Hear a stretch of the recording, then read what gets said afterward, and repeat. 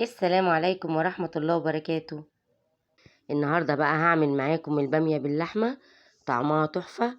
وطبعا دي من أكلاتنا الجميلة اللي كلنا بنحبها.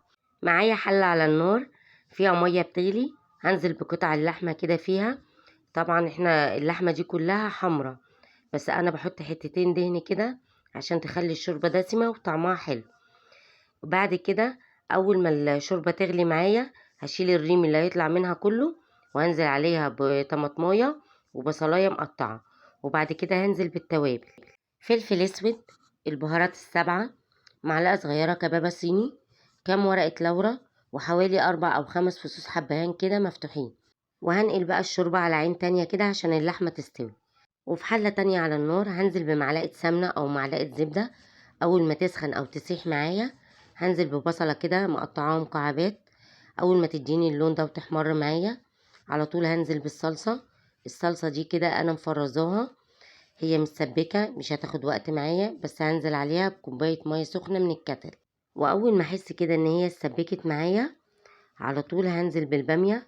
البامية برضو كده انا مفرزاها، ان شاء الله ابقى اعمل لكم فيديو للتفريز بتاع البامية والخضروات كلها ان شاء الله. وهنزل على البامية بعصير نص ليمونة علشان السائل اللزج اللي بيبقى في البامية ما ينزلش في الصلصة.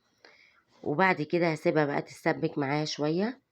اول ما تتسبك كده زي ما انتوا شايفين على طول خلاص اللحمة هتكون معايا 3/4 سوا.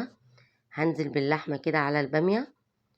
لو عجبكم الفيديو لايك وشير كتير واشتراك في قناتي مطبخ شامة حلو وحادق وتفعيل زر الجرس على الكل عشان يوصلكوا كل جديد. وهزود بقى حلة البامية بالشوربة عشان لسه اللحمة 3/4 سوا. هخلي اللحمة تكمل سواها بقى مع البامية بالشوربة عشان خاطر تدينا صوص حلو ما يبقاش ناشف، ويبقى الصوص بتاعها جوسي كده وجميل. وبعد كده هضيف لها التوابل: رشة من جوز الطيب، ومكعب مرق الدجاج اختياري، وفلفل اسود، وملح. ومعايا بقى معلقة توم مهروس، وفلفل احمر مهروس، قرن فلفل. وهنحطها بقى عليها. ومش قادرة اقول لكم بقى، هتشموا احلى ريحة بامية في الدنيا. طعمها جميل وريحتها هتبقى تحفة، هتجيب اخر الشارع. بسم الله ما شاء الله. بصوا هنا كده هي قربت خلاص تستوي وتتسبك. بعد ما تتسبك معايا هتبقى بالشكل الجميل ده. السمنة هتبك كده من فوق، هي كده استوت معايا وزي الفل. هقدمها بقى مع رز بشعرية، والليمون برضو دوت انا عاملاه، ومعاه شوربة لسان عصفور، وبالهنا والشفا. والسلام عليكم ورحمة الله وبركاته.